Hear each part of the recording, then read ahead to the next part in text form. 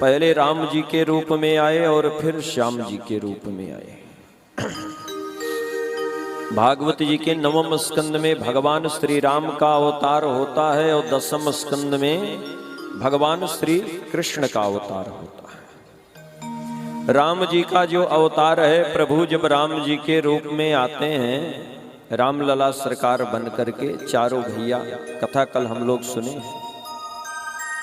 ये भगवान का मर्यादा पुरुषोत्तम अवतार है। भगवान श्री राम का जब हम लोग विश्लेषण करते हैं तो यही कहते हैं, अखिल कोटि ब्रह्मांडाधिनायक परिपूर्णतम परात्पर परमात्मा, राजाधिराज महाराज भूपाल चक्रवर्ती चक्रचूड़ामणि, राज राजेश्वर मर्यादा पुरुषोत्तम भगवान श्री सीतारामचंद्र जी।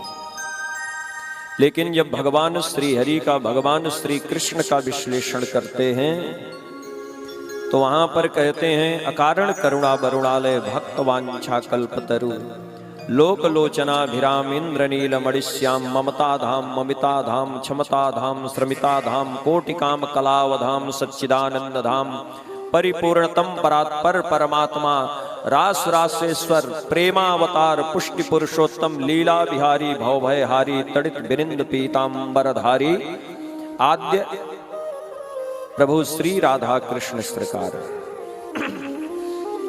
ऐसे विश्लेषण करते हैं। तो त्रेता में जो प्रभु आए, हमारे अवध में जो राम जी आए, वो मर्यादा पुरुषोत्तम बन करके आए।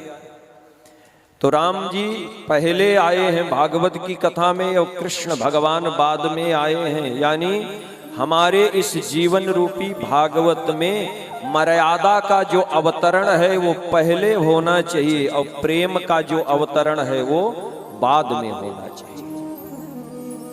जो प्रेम, जिस प्रेम में पहले मर्यादा होती है उस प्रेम की शोभा होती है, उस प्रेम का यश संसार में गाया जाता है।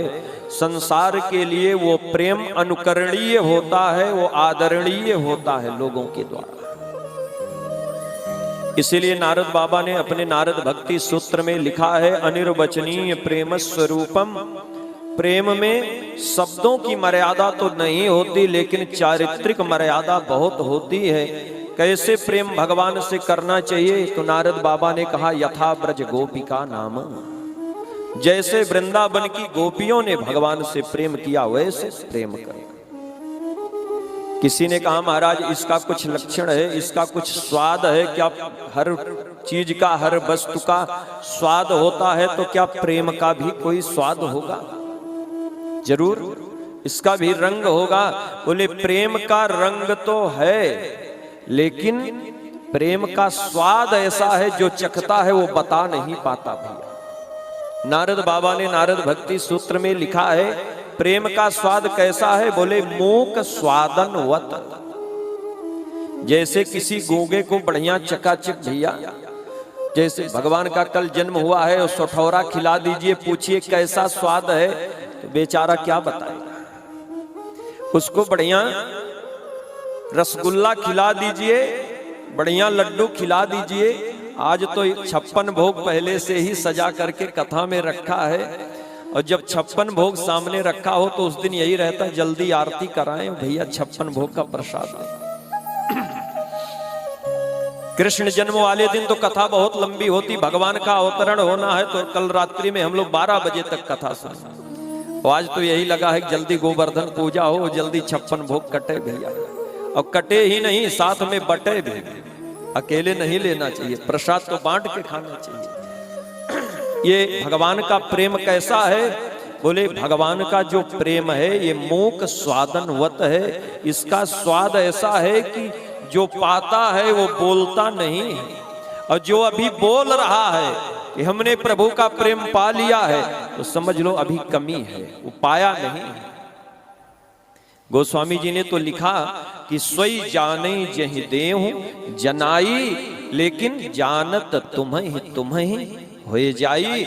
जिसने जाना वो भगवान का हो गया, फिर वो संसार का नहीं रह जाता,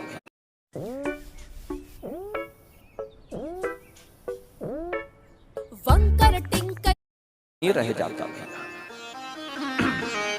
ये तो अच्छा, ये आता कहाँ है, भगवान का प्रेम दिखता कहाँ है? बोले भगवान जब दिखाना चाहते हैं तो किसी बिरले पात्र में अपना प्रेम धीरे से भर देते हैं। ये प्रकाशते क्वापि पात्रेषु, किसी किसी पात्र में भगवत प्रेम दिखता है भैया। तो जीवन में मर्यादा का अवतरण पहले होना चाहिए, इसीलिए राम जी का अवतार पहले हुआ है भागवत कथा में, और प्रेम का अवतार उसके बाद होगा।